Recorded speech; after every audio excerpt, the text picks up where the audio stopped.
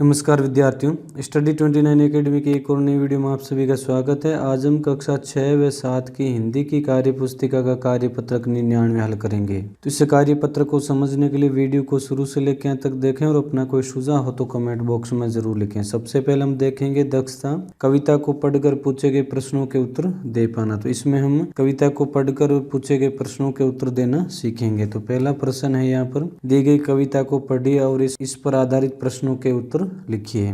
कविता इस प्रकार है। हट कर बैठा चांद एक दिन माता से यह बोला, सिलवा दो माँ मुझे ऊन का मोटा एक झिंगोला। तो यहाँ पर चांद अपनी माँ से जिद कर बैठा है कि मुझे एक ऊन का मोटा झिंगोना सिलवा दो। सन सन चलती हवा रात भर जाड़े में मरता हूँ। जाड़े यानी ठंड में। रात को जब ठंडी हवा चलती है तो मैं ठंड में सर्दी मरता हूँ। ठिठुर ठिठुर कर अब किसी तरह यात्रा पूरी करता हूँ। जाड़े की तो बात ठीक है पर मैं तो डरती हूँ। तो वापस माँ जवाब दे रही, ठंड वाली बात तो तेरी सही है लेकिन मेरे को डर है। एक नाप में कभी नहीं तुझको देखा करती हूँ, कभी एक अंगुल भर चौड़ा कभी एक फुट मोटा। बड़ा किसी दिन हो जाता और किसी दिन छोटा। यहाँ पर चांद अपनी माँ को कह रहा है कि मेरे बड़ा झिंगोला सिला दो। तो माँ दुविधा में पड़ जाती है और कहती है तेरे किस नाप का झिंगोला सिलाऊं? तू कभी तो एक अंगुल हो जाता है, कभी फुल मोटा हो जाता है, एक फुट मोटा हो जाता है। अब इसके प्रश्नों को देखेंगे। इस कविता में किस किस के बीच बात हो रही है? तो इस कविता में चांद और उसकी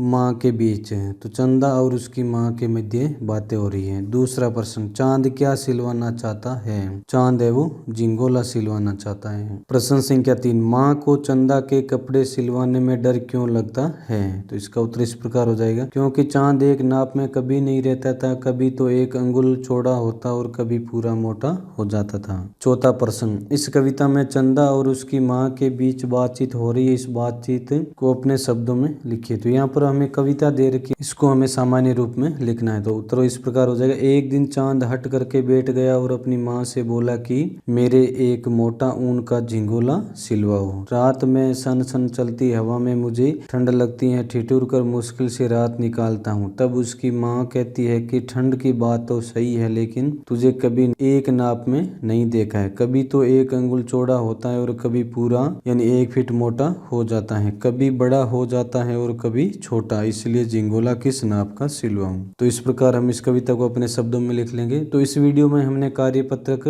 99 को हल किया। अगले वीडियो में हम अगला कार्यपत्रक हल करेंगे।